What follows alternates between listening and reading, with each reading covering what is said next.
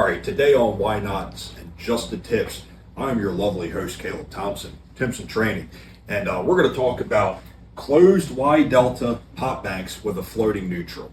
And I've got the question, man, many times where somebody says, hey, man, can I do a closed Wye-Delta with a floating neutral without the floating neutral, right? Can I do a closed Wye-Delta with a single bushing transformer and without having the floating neutral if, say, my open Wye-Delta is overloaded? And the answer is, of course you can do it, but there's no benefit. In fact, it only hurts, right?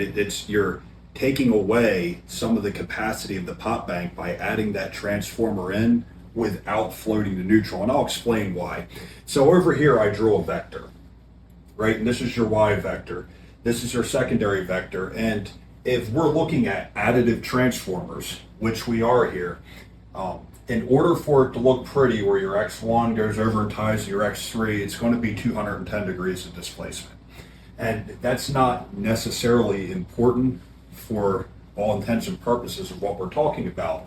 But the reality is, when you tie this center point down here, so if I tie that down and ground it, that ties it in place. That means that can no longer float. It's tied down, it's anchored down. That's what happens when you attach it to neutral, or when we close this neutral cutout in. And when we do that, everything balances out according to the neutral.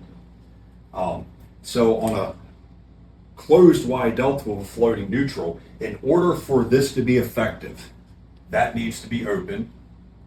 And once it opens up, you're removing this anchor point, and this can move. And if you have an extra heavy load here, what happens is this point will move in, which increases the voltage up here, decreases the voltage down here, allowing the transformer bank to balance out together. So each transformer will share that load very, very evenly. And in fact, if any of you guys are listening, have a Timpson training unit set up in your yard, I implore you to go out there in your training yard and take 325 kVA transformers, hook that up in a closed Wye-Delta with floating neutral configuration, close that cutout in, and then close the pop bank. Look at the balanced, or look at the imbalance of load on each phase on your yard on the screen.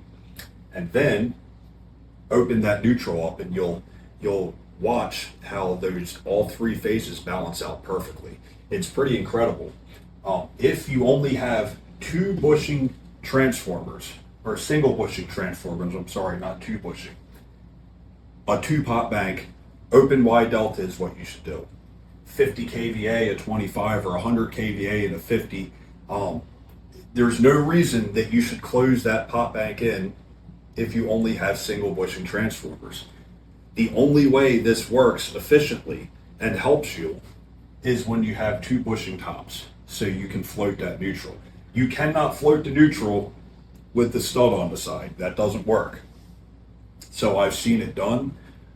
Typically, the problems that you will see, and this is the why not, the problems that you see if you close a pop bank in with only single bushing tops is this power pot right here will always go bad.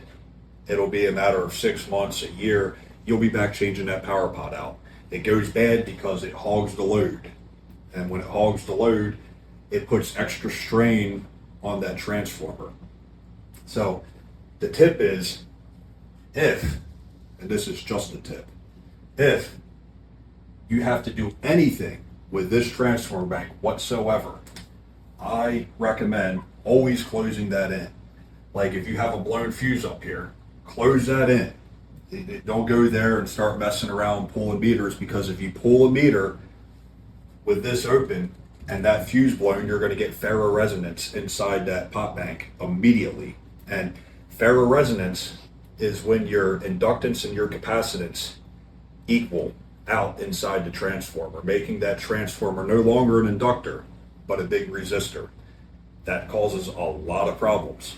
The other tip, this is the second tip, is if we install this pop bank, we should put a neutral cutout up with a solid blade, not a stinger.